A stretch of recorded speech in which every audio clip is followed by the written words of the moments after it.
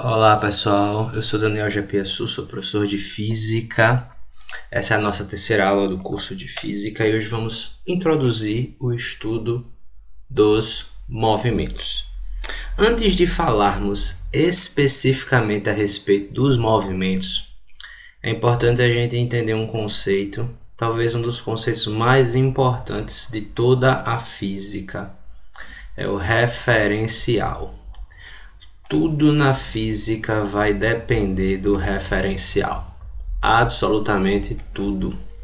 O referencial, ele é um ponto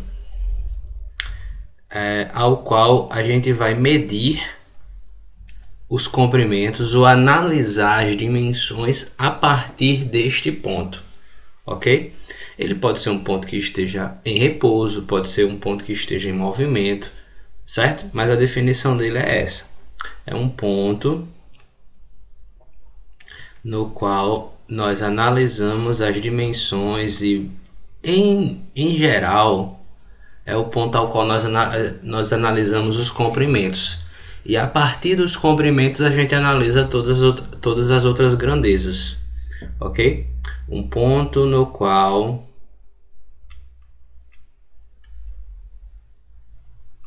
medimos, no qual eu não vou usar no qual, vou usar um ponto que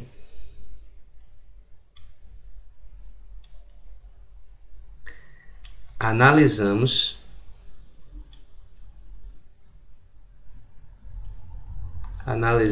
ou utilizamos, né?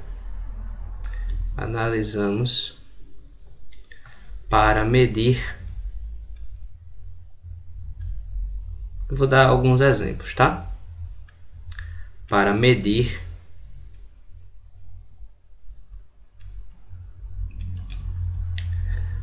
os comprimentos ou as distâncias. Os comprimentos ou as distâncias.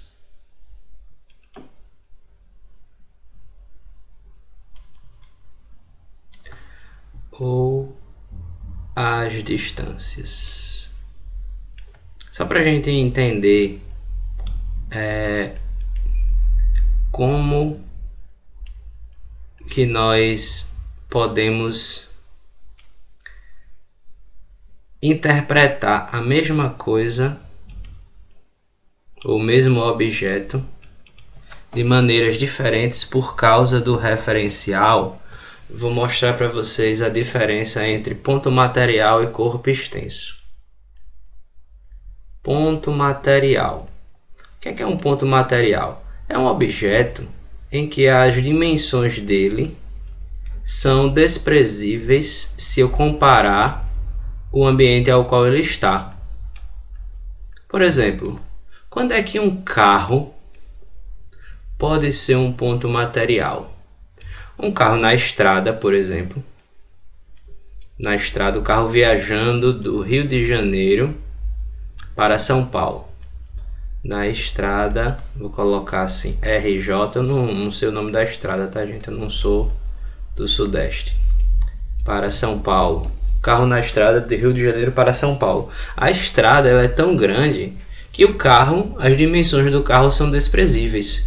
Mas se ele tem 2 metros de comprimento ou 3 metros de comprimento, essa diferença ou alguns centímetros de diferença não vão ser relevantes se a gente compara as dimensões da estrada em relação às dimensões do carro.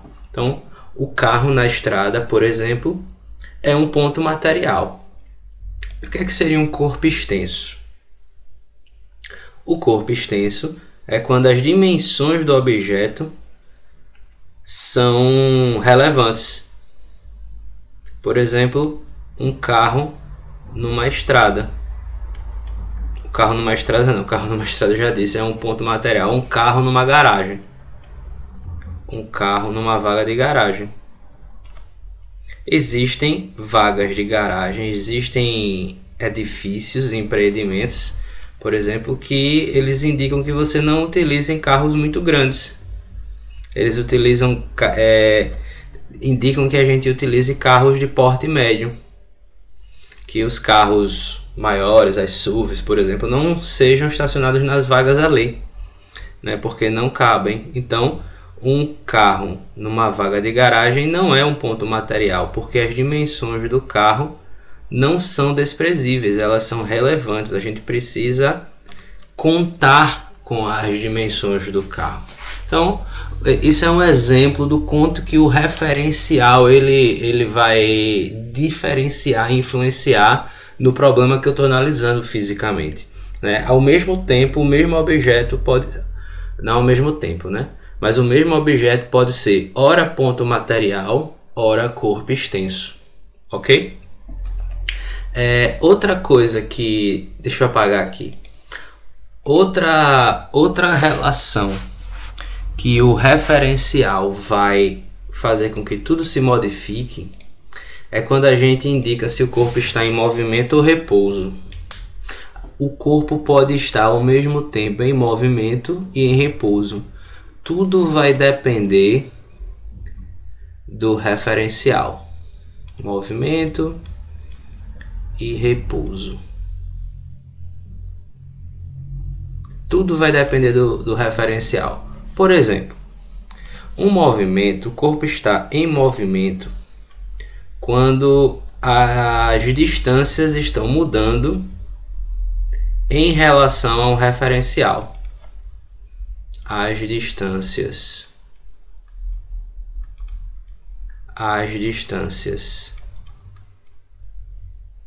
mudam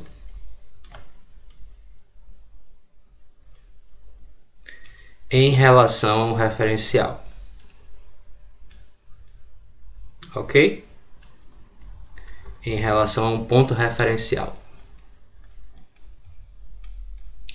A um referencial. Vou dar um exemplo que é clássico, em que o corpo referencial, o corpo vai estar ao mesmo tempo em movimento e em repouso. Já em repouso, o corpo vai estar em repouso quando as distâncias não mudam, certo? Nesse caso, as distâncias, ou a distância, né? A distância em relação ao referencial não muda. A gente pode usar assim também. As distâncias não mudam.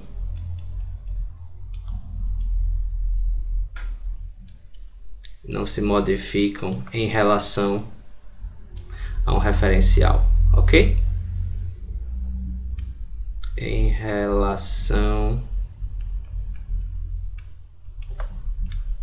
a um referencial. O exemplo clássico que eu prometi é o exemplo em que nós estamos dentro de um automóvel, que está a pista. Meus desenhos não são dos melhores, mas eu espero que dê para entender. Deixa eu desenhar aqui um carrinho. Ainda mais desenhando no computador é que é mais difícil, né? Você agora está concordando que os meus desenhos não são muito bons. Tem aqui um carrinho. Aí, aqui tem duas pessoas dentro do carrinho, ok? Tem aqui uma pessoa que está dirigindo e uma pessoa aqui no banco do passageiro, no banco de trás. Pode ser no banco de trás, certo? E do lado de fora, nós temos aqui temos aqui um arbusto, uma plantinha, ok? Temos aqui uma plantinha, um arbusto. Vamos analisar a situação deste rapaz aqui, número 1, certo? Esse rapaz número 1 está em movimento.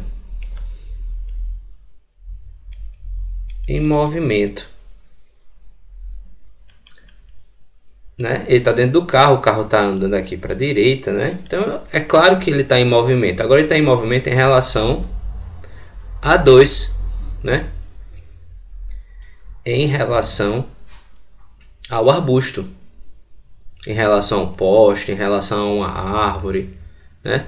Ele está em movimento em relação ao arbusto, número 2. Concordam comigo? Ele está em movimento, né? Porque as distâncias dele em relação ao arbusto estão mudando no decorrer do tempo. Só que você também vai concordar comigo que ele está em repouso. Em relação a quê? Em relação ao motorista. Está em repouso. Em relação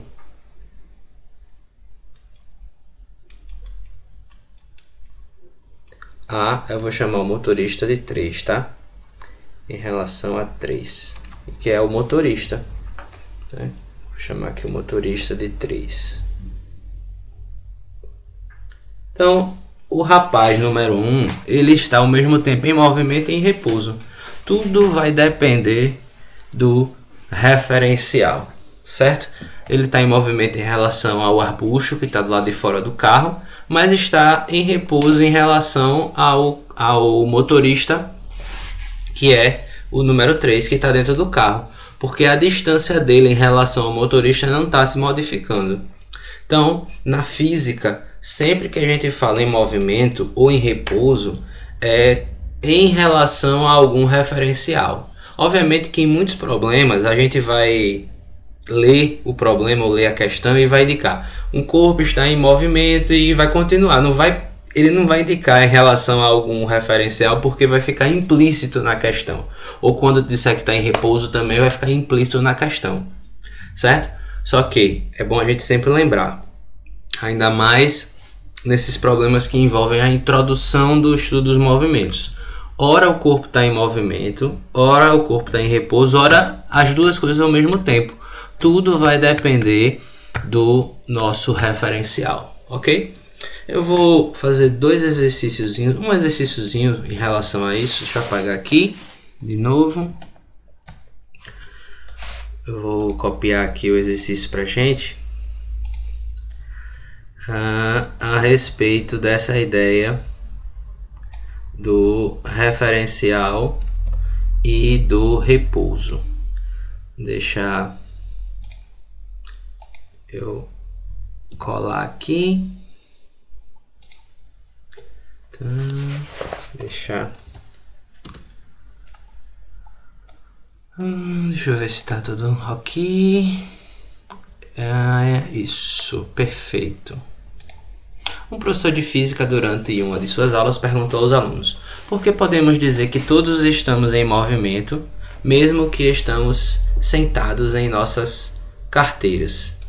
Deixa eu dar um enter aqui para a gente pegar a alternativa inteira. Pronto. Letra A fala: porque o Sol sempre é o referencial adotado, uma vez que o corpo é o corpo mais massivo do sistema solar. Então estamos executando um movimento de translação com a Terra. A letra B diz: porque se adotarmos um referencial no espaço, como a Lua, a Terra estará em movimento e nós nos movimentamos com o planeta. Porque a Terra executa um movimento de translação ao redor do seu próprio eixo. Porque nada pode permanecer totalmente parado. E aí, qual seria a alternativa correta? Qual seria a alternativa correta? A alternativa correta neste caso é a letra B. Se adotarmos um referencial no espaço, como a Lua, a Terra estará em movimento e nós nos movimentamos com o planeta. Obviamente que ele está dando um exemplo bem, né? Bastante interessante, né? Estamos fora do planeta, enfim. Mas é verdade. E você pode também indicar, por exemplo, está em movimento em relação às partículas de ar que estão se movimentando ao redor de nós, apesar de nós não estarmos nos vendo. Estamos em movimento em relação a alguém que está andando no corredor do lado de fora da sala, né? Ou se o professor estiver em movimento, caminhando, né, ao redor dos alunos. Os alunos estão em movimento em relação ao professor, mesmo todos sentados nas carteiras. Então, essa ideia de movimento e repouso é a primeira noção sobre o quanto que as coisas na física e na natureza são apresentadas de uma maneira relativa, literalmente relativa, né? Então é a primeira menção sobre a relatividade que nós estamos tendo no nosso curso. Bom, falamos sobre movimento, falamos sobre repouso. É importante também indicarmos algumas outras ideias. Por exemplo, a ideia de trajetória. A trajetória do corpo também vai depender do referencial, certo? Também vai depender do referencial, depende de como que nós estamos, de onde que nós estamos vendo aquele movimento acontecer. Mas a trajetória, ela indica o caminho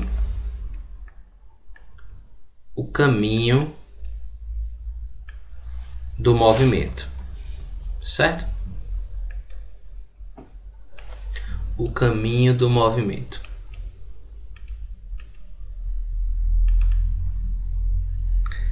É isso que a trajetória indica, o caminho do movimento. Um exemplo bem simples. Nós temos aqui um ponto A, temos aqui um ponto B. Eu posso citar várias trajetórias, né? Posso citar essa trajetória 1, aqui, ó. Essa foi uma trajetória, saiu do A, foi para o B. Posso citar aqui a trajetória número 2.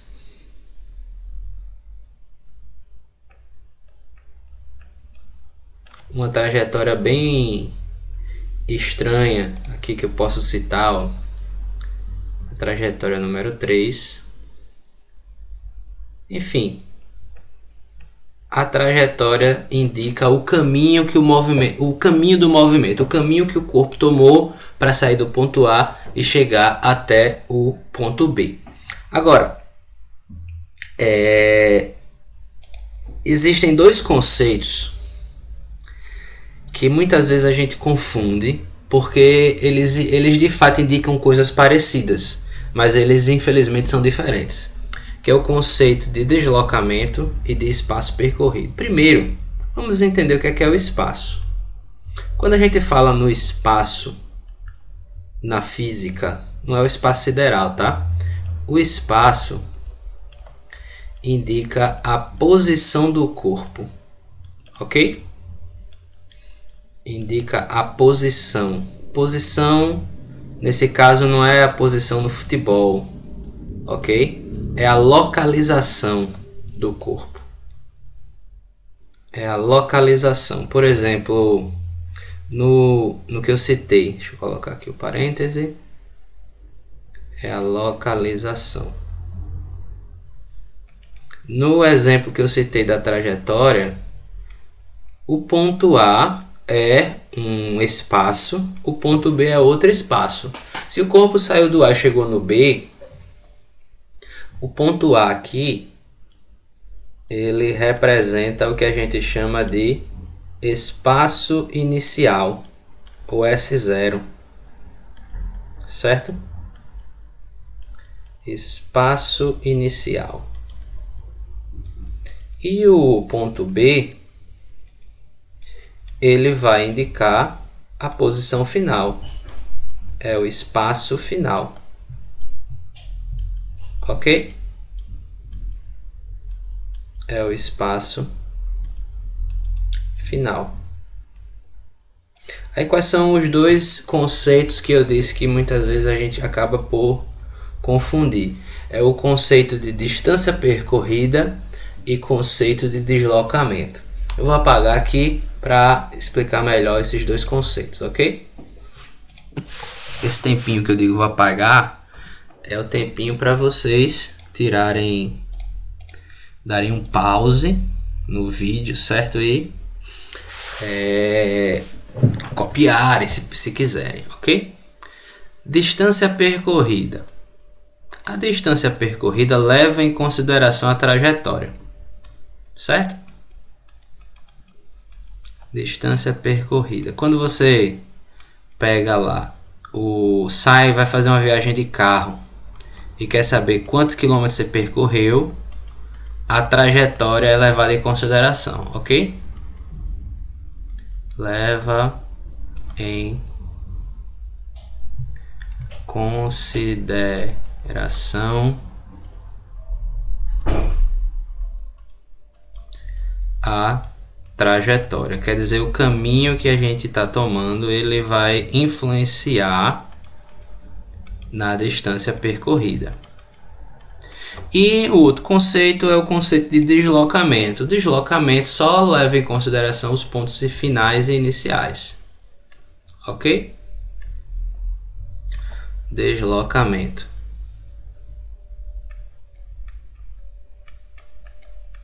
Só considera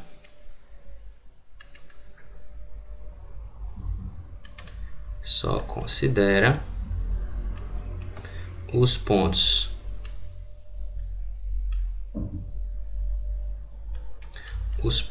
final e inicial, ok? E existe uma fórmula para o deslocamento. Deslocamento é a primeira fórmula, né, que a gente entende, que a gente vê o conceito de delta, né? Delta S é o deslocamento. Toda vez que a gente falar do delta, o delta significa variação, certo? Delta S é o final, S final menos S inicial. Delta qualquer coisa vai ser sempre o final menos o inicial, ok? Delta A é a final menos a inicial. Todas as vezes o delta vai indicar isso. E neste caso, a gente chama o delta S de deslocamento, certo? Deslocamento. Um dos conceitos, outro conceito que a gente precisa considerar quando a gente fala sobre movimento é o intervalo de tempo. O tempo na física é uma das coisas mais complexas de definir. Eu vou deixar para a gente definir o tempo depois, quando a gente conversar sobre outros conceitos mais complexos, certo? O intervalo de tempo a gente vai definir como sendo a diferença entre dois instantes ou entre dois momentos, ok? A gente vai considerar o tempo como sendo o instante, o momento. E o intervalo de tempo é a diferença entre dois momentos. Diferença entre dois momentos, dois instantes, ok? Entre dois momentos. E o intervalo de tempo a gente sempre vai indicar o intervalo de tempo como sendo delta T, ok? Delta T é o instante final menos o instante inicial. Esse é o intervalo de tempo, ok? Perfeito. Outra coisa interessante sobre os movimentos é a gente indicar o que é a rapidez ou velocidade, né?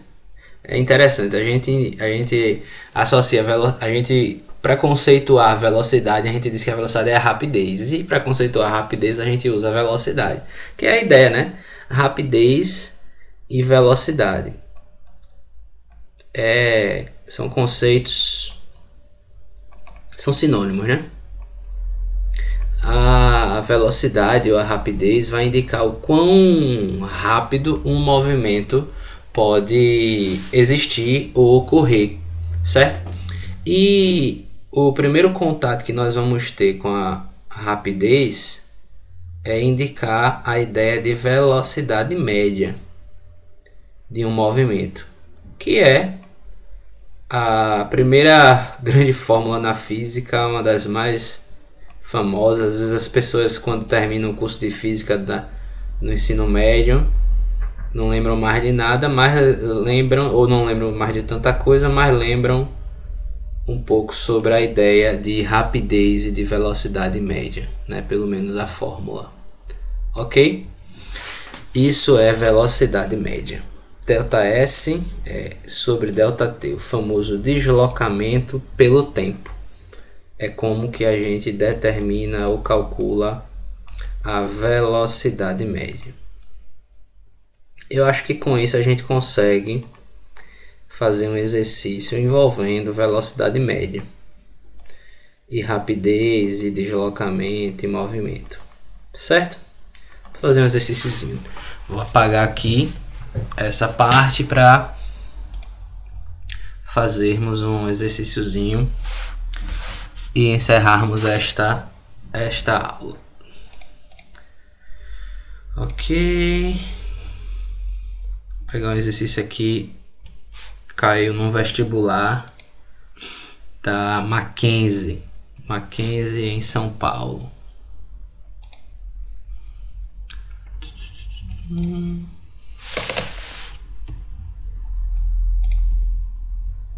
Perfeito. Isso me lembrou uma coisa. Esse exercício, lendo, me lembrou uma coisa. Seguinte. A velocidade média, como ela é? A definição, né? ΔS sobre ΔT. E acho que vocês lembram, vou deixar no card de todo jeito, as unidades de comprimento e de tempo, né, que a gente já estudou. Isso quer dizer que a unidade de velocidade média, vai ser a unidade de comprimento pelo tempo. Pode ser, por exemplo, quilômetro por hora, mas também pode ser, e no sistema internacional é dada como metro por segundo. E existe uma forma de converter as unidades de velocidade, certo? Tanto para metro por segundo, de quilômetro por hora para metro por segundo, como ao contrário, de metro por segundo para quilômetro por hora. Para transformar de metro por segundo para quilômetro por hora, a gente multiplica o valor por 3,6. E ao contrário, de quilômetro por hora para metro por segundo, a gente divide por 3,6. Por exemplo, se a velocidade for de 10 metros por segundo, a gente multiplica isso por 3,6. Essa velocidade é igual a 36 km por hora. Percebam uma coisa, essas duas velocidades aqui, elas são exatamente as mesmas. É exatamente a mesma rapidez. 10 metros por segundo e 36 km por hora é exatamente a mesma rapidez. Eu só estou apresentando essa velocidade em unidades de medida diferentes. Tudo bem? Agora vamos à questão. Um automóvel deslocou-se durante 1 hora com velocidade de 60 km por hora e, a seguir, por mais meia hora com velocidade constante de 42 km por hora. Então nós temos o seguinte. Nós temos uma velocidade número 1 de 60 km por hora num intervalo de tempo número 1 de 1 hora. E nós temos uma velocidade 2 de 42 km por hora. E nós temos um intervalo de tempo 2 de meia hora.